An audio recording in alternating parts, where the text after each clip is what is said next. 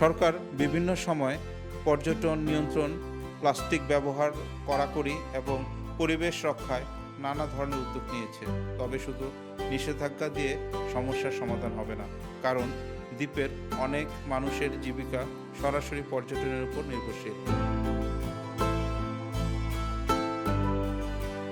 আসসালামু আলাইকুম, আমি রিফাত মাহবুব সাকিব। আজকেও আপনাদের সামনে নিয়ে এসেছি ব্র্যান্ড নিউ আরও একটি কন্টেন্ট, যেটার নাম হচ্ছে সেন্ট মার্টিন কি হারিয়ে যাচ্ছে। বাংলাদেশের মানচিত্রের একেবারে দক্ষিণে মাত্র ৮ বর্গ কিলোমিটারের একটি ছোট্ট দ্বীপ, নীল জলরাশি, প্রবাল আর নারকেল গাছের সারি। হ্যাঁ, আমি সেন্ট মার্টিনের কথাই বলছি, আমাদের দেশের একমাত্র প্রবাল দ্বীপ। প্রতি বছর হাজার হাজার মানুষ যেখানে যান প্রকৃতির সৌন্দর্য উপভোগ করতে। কিন্তু আপনি কি জানেন যে দ্বীপটিকে আমরা স্বর্গ মনে করি, সেটি আজ গুরুতর সংকটের মুখে দাঁড়িয়ে আছে।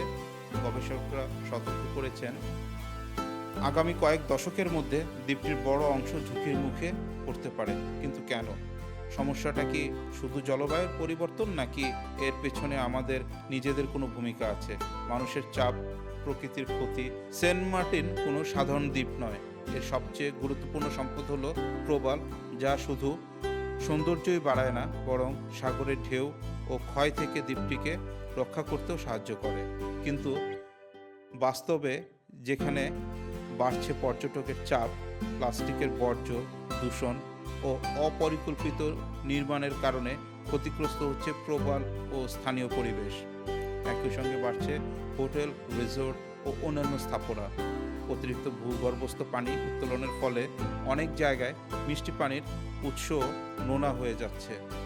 অর্থাৎ আমরা যেই প্রকৃতির সৌন্দর্য দেখতে সেখানে যাই, অজান্তেই সেই প্রকৃতিকেই ক্ষতিগ্রস্ত করছি। জলবায়ু পরিবর্তনের প্রভাব, তবে সংকট শুধু স্থানীয় নয়। গ্লোবাল ওয়ার্মিংয়ের কারণে পৃথিবীর তাপমাত্রা বাড়ছে এবং সমুদ্রপৃষ্ঠের উচ্চতাও ধীরে ধীরে বৃদ্ধি পাচ্ছে।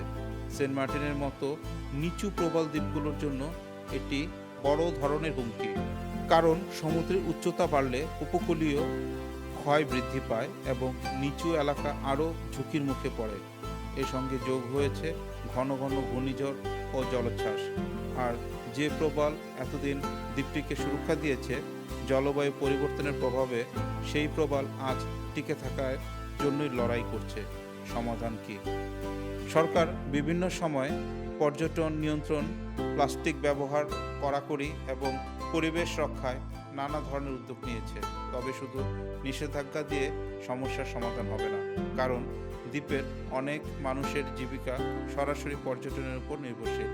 তাই প্রয়োজনে এমন একটি ব্যবস্থা যেখানে পরিবেশ রক্ষা পাবে, আবার স্থানীয় মানুষের জীবন ও জীবিকাও বজায় থাকবে। এরকম একটি জীবন ব্যবস্থায় আসলে দরকার। বিশ্বের অনেক দেশ এই ভারসাম্যপূর্ণ এই পদ্ধতিটাকে বলে ইকো ট্যুরিজম, কিন্তু আমাদের দেশে এই কার্যকর বাস্তবায়ন এখনও সীমিত।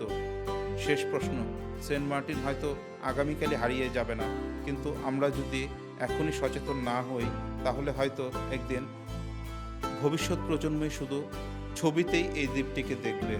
প্রকৃতি আমাদের অনেক কিছুই দেয়, কিন্তু তার সীমা অতিক্রম করলে তার মূল্য একসময় আমাদেরই দিতে হয়।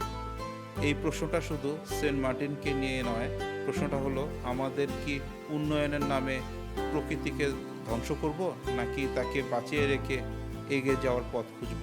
আপনার কি মনে হয়, শুধু সরকারি উদ্যোগই কি যথেষ্ট, নাকি আমাদের পর্যটন সংস্কৃতিতে পরিবর্তন আনা দরকার? কমেন্টে আপনার মতামত জানান। ভিডিওটি ভালো লাগলে লাইক, শেয়ার এবং সাবস্ক্রাইব করতে ভুলবেন না। ধন্যবাদ।